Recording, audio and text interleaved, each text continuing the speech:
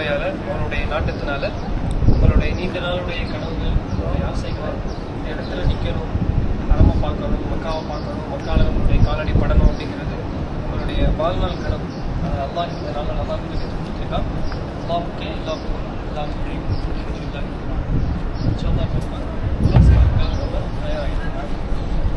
உம்ரா செய்யறதுக்கு முன்னாடி 4 கடமைகள் உம்ராங்கிறது 4 கடமை தான். நம்ம சொன்ன மாதிரி முதல்ல இஹ்ராம் கட்டி நியத் சொல்லி அங்கேருந்து நம்ம வெளியேறது. நம்ம எல்லாமே இஹ்ராம் கட்டிட்டோம், நியத்தும் சொல்லிட்டோம்.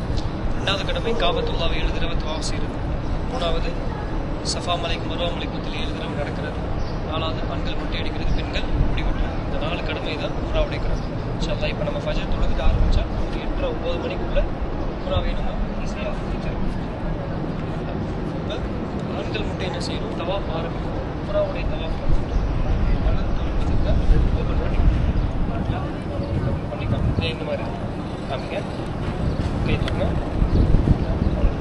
இந்த மாதிரி ஜென்ஸ் மட்டும் இப்போ பார்த்துக்கணும். உம்ராவுடைய தவாஃபில் ரைட் ஷோல்டர் 7 ரவுண்ட்லேயும் ஓப்பன் ஆகிடும். 7 ரவுண்ட் முடிஞ்சதுக்கப்புறம் தொழுவும் போதே திரும்ப நீங்கள் நார்மலாக மாற்றிக்கணும். நார்மலாக தவாஃப் செய்கிறீங்க அந்த மாதிரினா ஜென்ஸ் அந்த மாதிரி மாற்ற தேவையில்லை. உம்ரா எப்போலாம் செய்கிறீங்களோ உம்ராவுக்கு மட்டும் நீங்கள் ரைட் ஷோல்டர் ஓப்பன் ஆகிடும். இப்போ நம்ம இந்த பள்ளிவாசல் வழியாக தான் நம்ம போவோம். இந்த கேட் நம்பர் பேர் தான் 79 கேட் சொல்லுவோம். இங்கே எழுதியிருக்கு பாருங்க பச்சை கலரில். நம்ம ரூமில் இருந்து வரும்போது நமக்கு இப்போ இந்த ரூம் இருக்கிறதுனால இதுதான் நமக்கான வழி.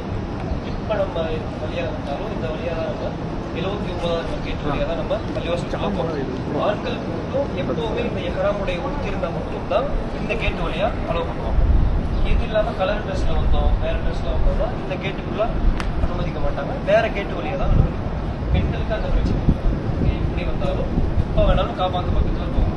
ஆண்கள் மட்டும் காபாக்கு பக்கத்தில் போனால் தான் இந்த ட்ரெஸ் கண்டிப்பாக அடிச்சிடும். சும்மா வச்சு போடணும். ஹராம் கட்டி தான் நீர் வச்சு தான் போகணுன்ற அவசியம் கிடையாது. சும்மா வச்சு நம்ம போட்டு கூட நம்ம உள்ளே போயிக்கலாம். இப்போ நம்ம தவாஃப் சொன்ன மாதிரி தவாஃப் எப்போ செய்கிறதா இருந்தாலும் ஒரு கொஞ்சம் சரியாக உள்ள தவாஃப் இது கொல்லப்படாது. திரும்ப நம்ம உள்ள செஞ்சு வந்து நம்ம இதுதான் இந்த பாகம். பின்னாடி பார்த்தீங்கன்னா 7ஆம் நம்பர் போட்டுருவோம். பின்னாடி பாருங்க WC 7ன்னு போட்டுருவோம். இதுதான் நமக்கான அடையாளம். நம்ம பள்ளிவாசல்ல இருந்து ரூமுக்கு போகிறதா இருந்தால் யாருக்குமே மொழி தெரியாது, அட்ரஸ் தெரியாது, ஃபோன் கிடையாது, சிம் கார்டு கிடையாது. ரூமுக்கு போகிறதா இருந்தால் இந்த 7ஆம் நம்பர் தான் அடையாளம். இந்த 7ஆம் நம்பருங்கிறது ஒட்டுமொத்த பள்ளிவாசலில் ஒன்றே ஒன்று தான் இருக்குது. வேறு எங்கேயுமே கிடையாது.